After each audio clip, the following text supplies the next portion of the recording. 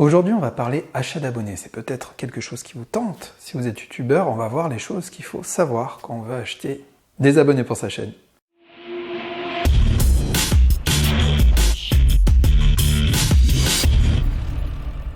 Bonjour à tous, très content de vous retrouver pour cette nouvelle vidéo.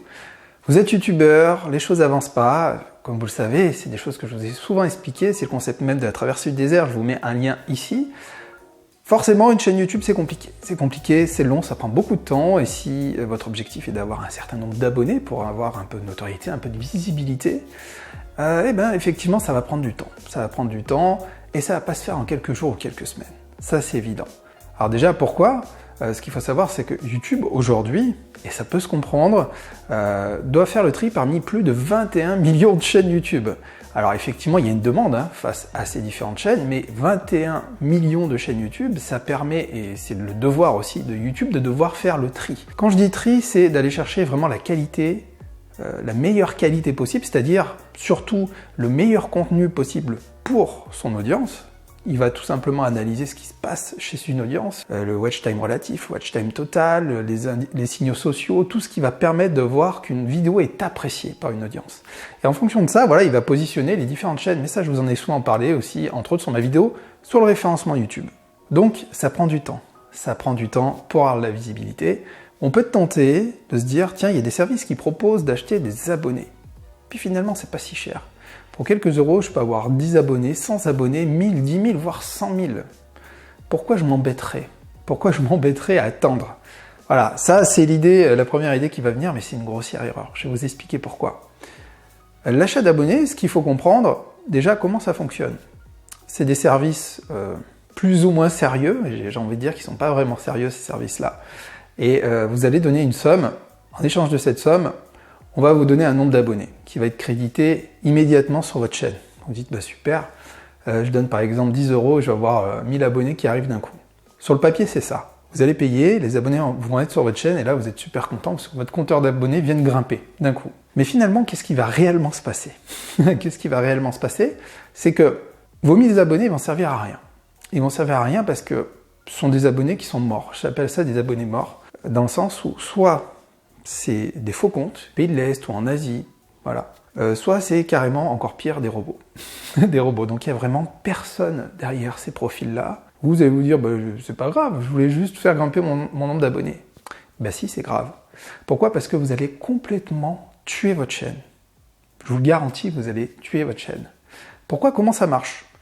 YouTube, aujourd'hui, c'est le concept de l'échantillon. Aujourd'hui, quand vous sortez une vidéo, YouTube va d'abord la montrer à une partie de votre audience, à un petit noyau. L'algorithme fonctionne comme ça.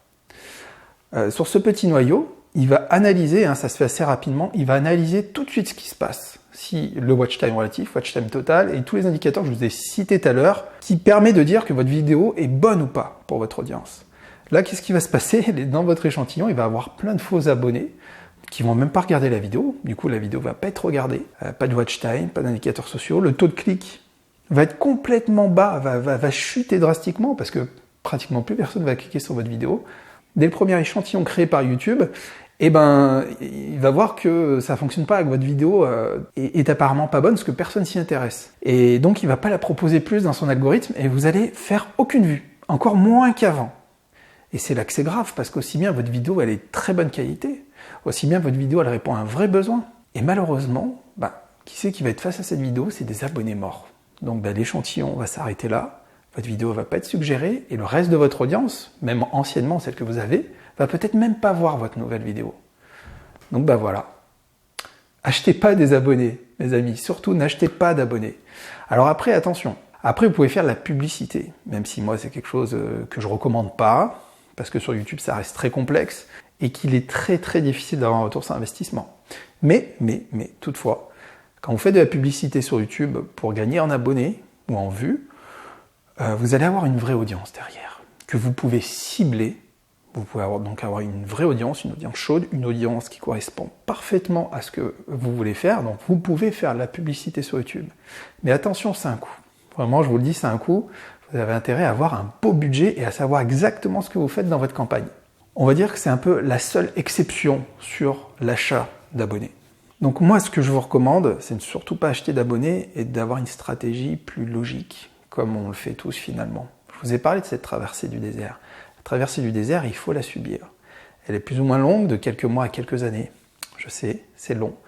Mais si derrière, vous faites du bon contenu, un contenu à valeur ajoutée, qui répond à un vrai besoin, je me répète, mais c'est important, à quel besoin répondez-vous avec vos vidéos? Et qui cible une audience spécifique, qui a vraiment une douleur, qui attend une réponse à sa question, ben là, c'est gagné. Ça ira vite pour vous. La traversée du désert se promet d'être. Mais si déjà le contenu n'est pas là et que vous faites des vidéos Fortnite ou vous faites des choses en disant « Regardez, je suis en train de jouer, je suis en train de faire ça, aujourd'hui j'ai mangé des pommes, vlog numéro 10, aujourd'hui j'achète un vélo ». Voilà. Si vous faites ce genre de choses, effectivement, tout ce que j'appelle les vidéos égocentriques, vous répondez à aucun besoin. Donc qui va s'amuser à vous suivre tous les jours en disant « Ok, voilà, qu'est-ce qu'il a fait aujourd'hui ?» Non, ça ne marche pas comme ça. Donc, répondez à un besoin. Faites le tour de ma chaîne, vous verrez, j'en ai parlé 1000 fois. Je vous explique comment le faire et vous verrez que, c'est ce qui s'est passé pour moi, hein, sur ma chaîne sur la peinture, mes statistiques ont explosé quand j'ai eu conscience de ça, quand je me suis mis à répondre à un besoin. Ça a explosé littéralement à ce moment-là. Voilà mes amis, donc courage. Que pensez-vous de ce que j'ai dit? Un petit pouce levé si vous avez aimé la vidéo, un petit commentaire également pour témoigner sur tout ça, pour me dire ce que vous en pensez. Je serais curieux de voir votre avis, hein, qu'on puisse un peu échanger. Si vous n'êtes pas encore abonné, je vous explique, moi je m'appelle Anthony Chambaud, à la base je suis artiste peintre et youtubeur, je vis de mon activité de youtubeur, et j'ai une chaîne secondaire qui est celle que vous êtes en train de regarder, dans laquelle je vous fais un retour d'expérience, voilà, en toute simplicité, sur ce que j'ai pu voir sur ma chaîne principale. Donc je vous fais un retour d'expérience en vous disant ce que je pense aujourd'hui qu'il faut faire sur YouTube et surtout ce qu'il ne faut pas faire, comme c'est le cas de la vidéo aujourd'hui. Vous pouvez aussi télécharger mon guide 21 techniques pour performer sur YouTube, c'est entièrement gratuit, je vous mets le lien dans la description. Prenez soin de vous, faites de belles vidéos et moi je vous dis à très bientôt pour une autre vidéo. Ciao ciao les amis!